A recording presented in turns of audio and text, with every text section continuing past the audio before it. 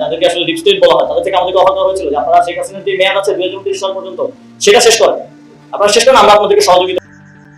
অন্তর্বর্তী সরকারের সাবেক উপদেষ্টা ও এনসিপির মুখপাত্র আসিফ মাহমুদ সজীব ভুইয়া বলেছেন, আমরা যখন সরকারের দায়িত্বে ছিলাম শুরুর দিকে আমাদের বিভিন্ন শক্তিশালী ইনস্টিটিউশন, যাদের আসলে ডিপ স্টেট বলা হয়, তাদের থেকে অফার করা হয়েছিল শেখ হাসিনার যে মেয়াদ আছে 2029 সাল পর্যন্ত আপনারা শেষ করেন, আমরা আপনাদের সহযোগিতা করব।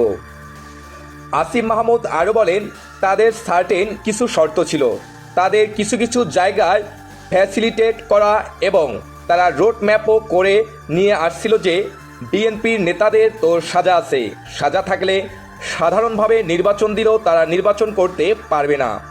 তারেক রহমানের নিজের নামেও সাজা ছিল, তিনি যদি সাজাপ্রাপ্ত অবস্থায় থাকতেন নির্বাচন হলেও তিনি অংশ নিতে পারতেন না। তারা পুরো স্ট্র্যাটেজি আমাদের সাজিয়ে দিয়েছিল কিভাবে ক্ষমতায় থাকা যায়, তাদের সঙ্গে এক ধরনের নেগোসিয়েশন সমঝোতার ভিত্তিতে, আমরা কিন্তু সেটাতে সায় দেইনি।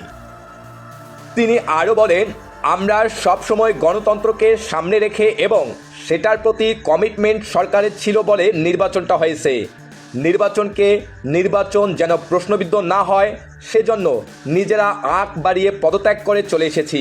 কিন্তু আমরা দেখলাম বিগত সরকারের দুজন গুরুত্বপূর্ণ দায়িত্বে থাকা ব্যক্তি সরকারের মন্ত্রী পদমর্যাদায় আছেন, যদিও এই সরকার দলই আমাদের পদত্যাগ সে সময় চেয়েছিল।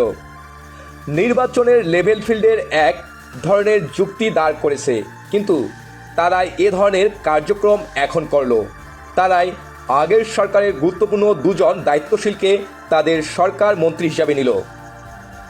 আসিফ মাহমুদ সজীব ভুইয়া আরও বলেন, এটা বোঝা যায় তারা এই নির্বাচনের লেভেল প্লেইং ফিল্ডকে আসলে ক্ষতিগ্রস্ত করেছে।